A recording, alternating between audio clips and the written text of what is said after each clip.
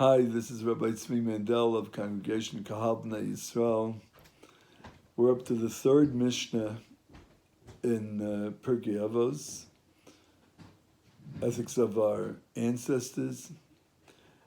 And the following Mishnah has many complications, so I just want to go again through the introduction that we gave and explain it a little bit more. We said that all the Jews, the Jewish nation as a whole, and every Jew personally, man, woman, and child, is loved by Hashem without any boundaries. Doesn't matter what we did or what we didn't do, what we were supposed to do, what we should have done. Hashem loves us eternally in every situation. One of the great Hasidic Rabbis, the Rabbi Shlomo Kalina, who was a student of the Baal Shem HaKadosh and Mizrach Magid, used to say, what's the worst sin that a Jew could do? To forget that he's a prince. What does this teach us, and how could that be? Ethics of our ancestors teaches us that all the things that we do for Hashem, the love that we have for Hashem, is a mirror of the love that God really has for us. Our Father, the creator of the world, that loves and has purpose for everything in the world, the trees, the grass, the animals, definitely all human beings, but special to Jewish people. There's a purpose for everything else, so definitely for us there's a purpose. And our purpose to love Hashem back is understanding that God's not there to punish. If one does something that deserves punishment, it's their own doing. It's almost automatic. The evil deed carries punishment with it. It's not what's created by Hashem. So if one always is cognizant and knows that Hashem loves me no matter what, that in itself holds a person back and saves a person from doing the wrong thing. Hashem loves me so much, so I love him back so much. So how could I do this or the other thing? More than that, the learning or the davening or the mitzvahs that I perform is with so much more vigor and joy and simcha because I know that Hashem is there and loves me no matter what. So the Meiri, one of the foremost commentaries from the early commentaries at Rishon, says that really the chapters of the ancestors, Pirkei Avos, comes before any other Gemara, any other tractate of Talmud. Because the other tractates, the other 60 some odd tractates, speak about specific mitzvahs, things to do, practical things that one must do or one must not do. Shabbos speaks about the laws of Shabbos. Psachim speaks about the laws of Passover, and on and on. But how we do these things, the attitude that we have to it, and the joy and the simcha and the love to Hashem, this comes from Pirkei Avos that teaches us in all situations, as we'll see. And it doesn't teach us laws, specific halachas, but rather attitudes, how to do these things. So, we'll go to the Mishnah, we'll read it inside. It's a complicated Mishnah, as I said, but as we'll develop it with Hashem's help, we'll see that it fits with this introduction. Antignos ish Saichai. There was a great tzaddik, a great rabbi, who was the one who took over the rabbinical position of Shimon HaTzadik, as we said in last Mishnah, who was so great. So after he passed away, Antigonus was a big landowner in the place called Saichai. And besides being this big landowner, he was a big tzaddik and a great scholar as well. And he received the Torah from Shimon HaTzadik. And from all that he learned from Shimon HaTzadik, he would say, what sticks to me the best is, Hu haya omer, al tiyu ka'avadim ha'mishamshin es harav al manas l'kabel pras, elahavu ka'avadim ha'mishamshin es harav shalai al manas l'kabel pras. This means as follows. One should love Hashem so much that we shouldn't even look towards the salary, payment that Hashem has for us, whether it's in this world or whether it's in the next world. That shouldn't be our objective. That shouldn't be in the front of our minds when we do something for God or for another person. But rather, we should do it with such fervor and such joy, knowing how much Hashem loves us, that we want to return the love back. And at the end, the Mishnah says, V'yimar shamayim aleichem. Also, one should have awe of God's presence. Now, we'll first explain the last part.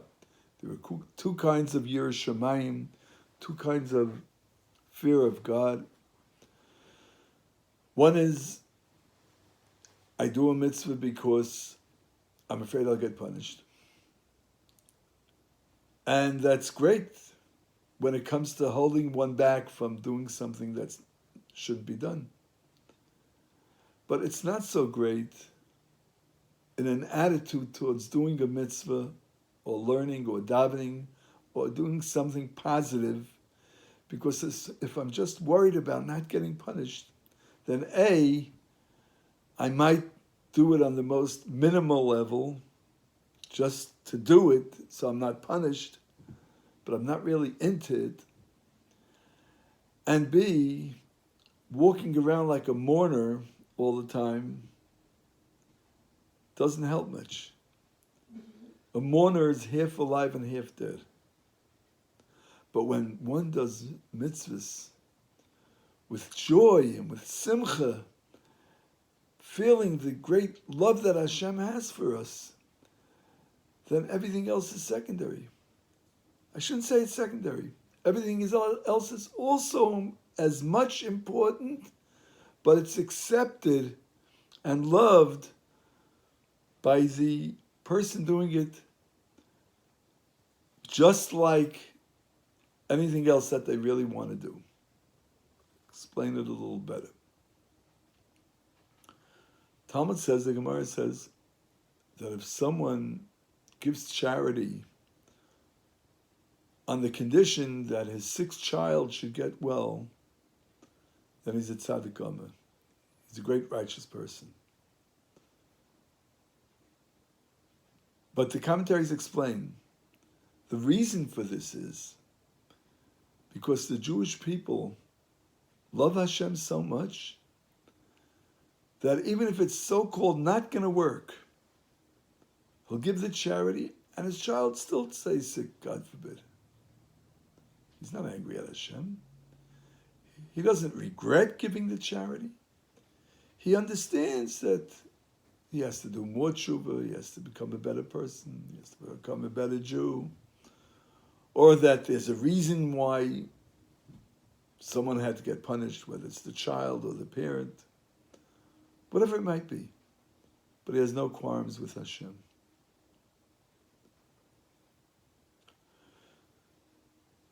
The Mishnah wants to tell us that one should do mitzvahs like a servant that serves his master, not in order to get his salary or to get payment, or specifically not to have that in mind, is trying to tell us one should feel this love. So why does the Mishnah use the word an eved, a servant? Mishnah should say a son. We know that ben, a son, stands for love, ava. A servant stands for yira. Why? Because really we need both. But this Mishnah holds that the fear of God that comes after the love of God is something that's higher than just fear of punishment. Fear, a better word for this fear is the awesomeness. Being amazed by the awesomeness of God. If you ever looked at an ocean in the most beautiful time of the day, the blue ocean, the way it looks like it's eternal almost, it doesn't stop. Or if you wake up in the morning, you see a beautiful sun shining. You realize, wow, this is really Hashem's beauty. These are just servants of Hashem, and they bring out so much beauty. Could you imagine how special and how beautiful the Master is? So the Mishnah specifically speaks about us as being servants of Hashem, but serving Him, not just being a servant. There were two kinds of servants, right? There's one servant that does his job and goes home. There's another servant that's serving his master or her master 24/7. And the cognizance, always being aware that Hashem is there just for me, being selfish of this love, brings out the best of the person.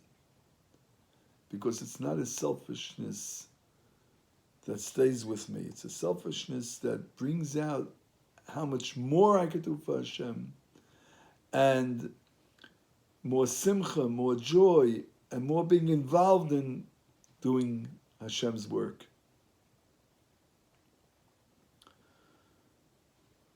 A great man who brought many people close to Hashem, made many Bali Tshuvas, brought people to God, Yidden, Jews close to God, once told me as follows. Of course, he never attended a mixed marriage because you're not allowed to. When a Jew marries a non-Jew, it's horrible. We feel so lost because there's a person that's losing his whole identity with our whole history, with our ancestors, with Avraham, Yitzchak, and Yaakov, with everything that we stand for. But still, this person said to me, he was thinking, what could he do that doesn't estrange them even further from Hashem? Thought of a great idea. Doesn't attend the wedding. But after the wedding, let's say when they come to him, he gives them a present, a mezuzah to hang up on the door. Mezuzah is a very innocent thing. It hangs on the door. You want to kiss it?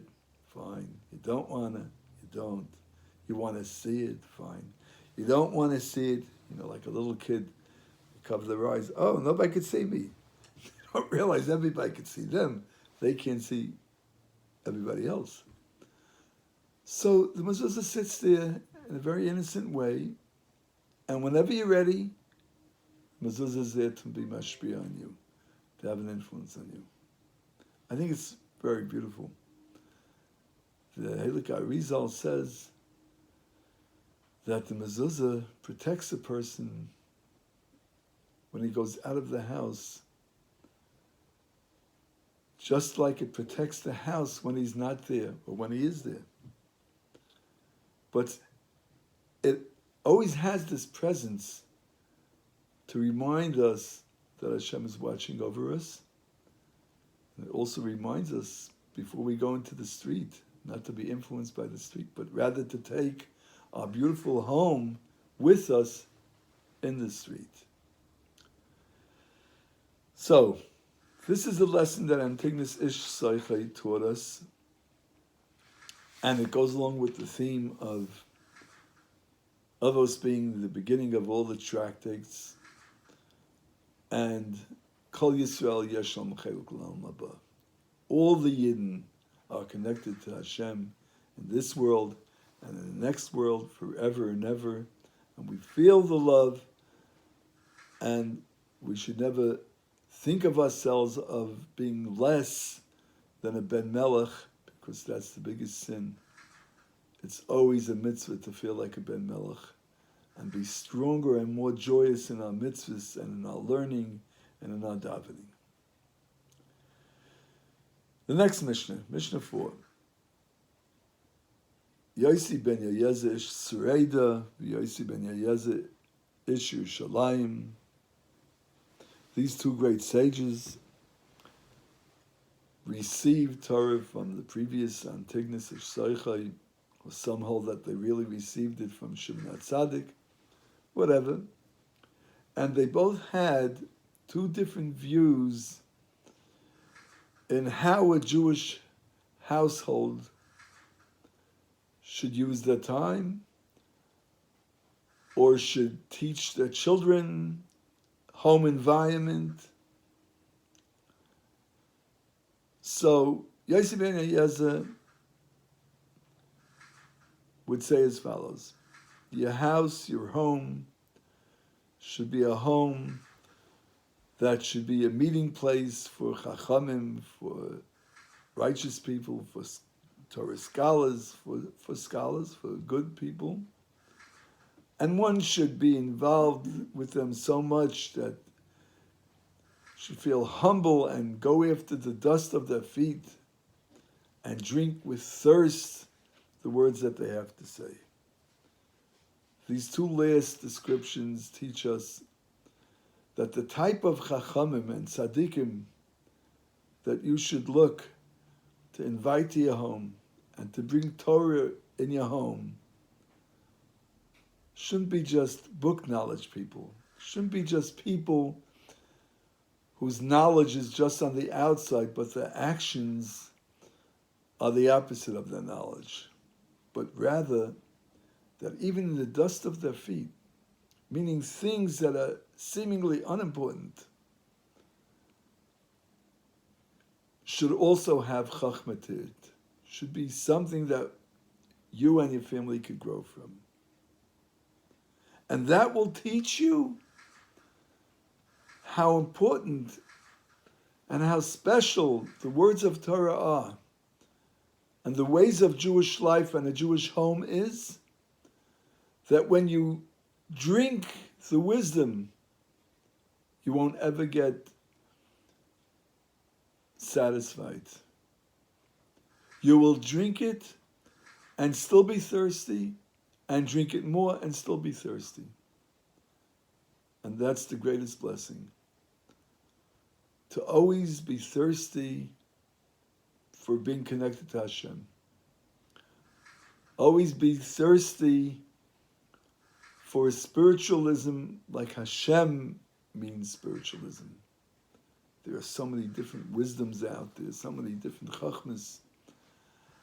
And even within our own people, there are so many beautiful different ways, but there are also some that are not so beautiful. And the test and the way to know whether it's the right way and the true way is if you're always longing for the wisdom itself, focusing on the wisdom, looking for more, growing and growing and growing, and not like Rabbi Chaim Letzato, the great ethicist who wrote the Mesilas Yesharim, writes in his introduction to his book, unintelligent and unexperienced students, as soon as they learn something, they think they know everything. The Heilig Rebbe Moshe Feinstein Zichron Livracha, at the end of his life, who knew the whole Torah backwards and forwards, was the foremost Halacha decided of true Torah in our generation. At the end of his life, his wife asked him to please, Maishala, get up at 4:30 in the morning, not 3:30 like you do every morning to study Torah. And he whipped right back, what? And I should stay the same Ama'aretz, the same ignoramus? Such a great person. Yes, that's the true Torah study. So when the Mishnah speaks about having Torah scholarship and Yiddishkeit and singing by the Shabbos table and the warmth of doing mitzvahs and the joy, it's all one. It's all living Torah and not mourning Torah. M-O-U-R-N. This way, the children learn what the true Torah way is, what the true Yiddish life is, what Yiddishkeit is about. My dear father, who was a very wise man, Yerushalayim, and humble, he would say, parents have to know you could fool everyone in the world except for your own children. Your children, your beis vad lachachamim, know what kind of home environment you wanted when you got married.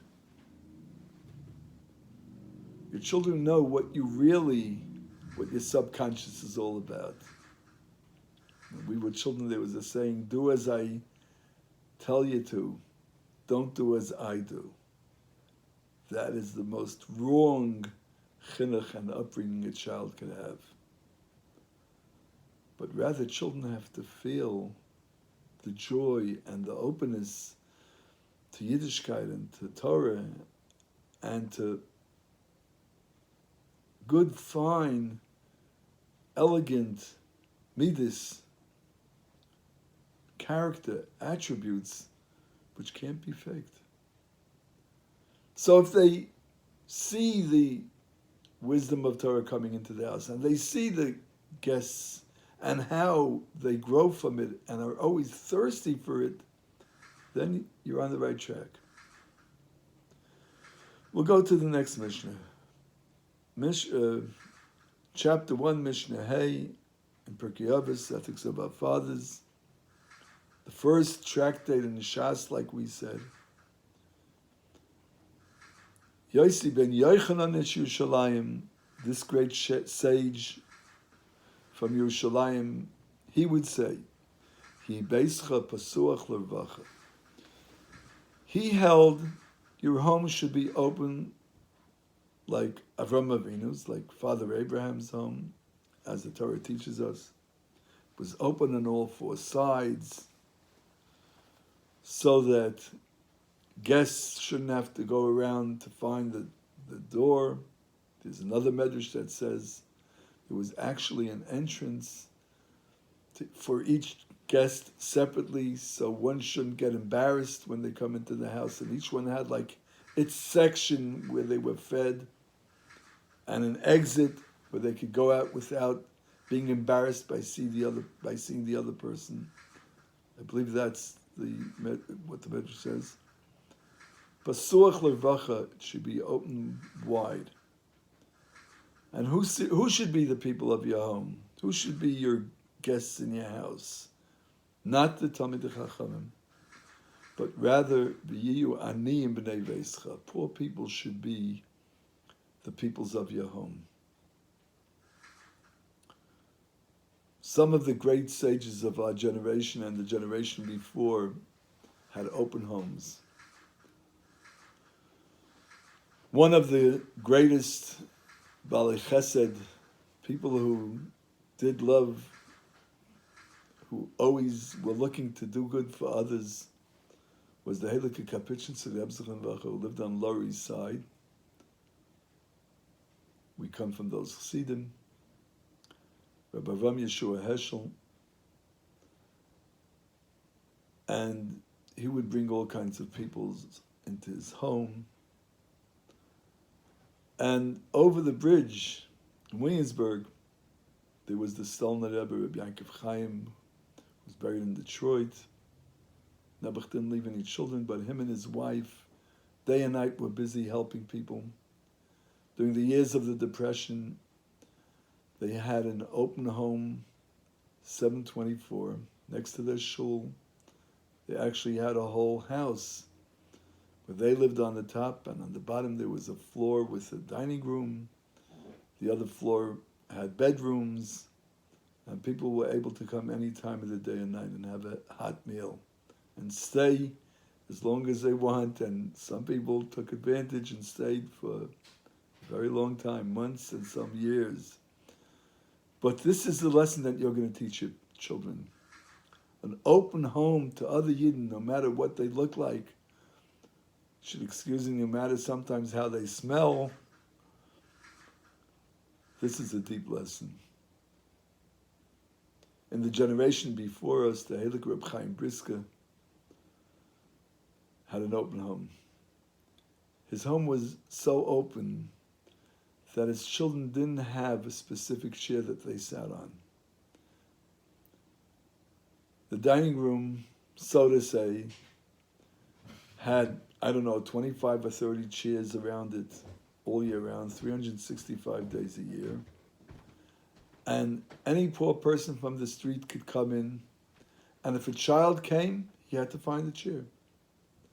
The funniest story that happened was that once a Jew came to the city, and he was going to collect money there.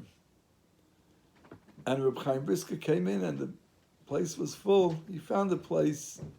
He was the father of the household, and he found a place next to this fellow that wanted to collect money in his city. And the guy leans over to him and he says, "Hey, I don't know who you are, but how long can I hang out over here? What do I have to worry about?" And Chaim Brisker tells him, "I don't know. I've been hanging out here 35 years. Nobody told me anything." This is the greatness of these people. So when we teach our children this, Yossi ben Yochanan Ish Yerushalayim learns that this will make your children lovers of Torah, lovers of Yiddishkeit, because you're coming in the other way around, from the back door. They'll see what humanity really means to you, the Torah way and openness of having guests always.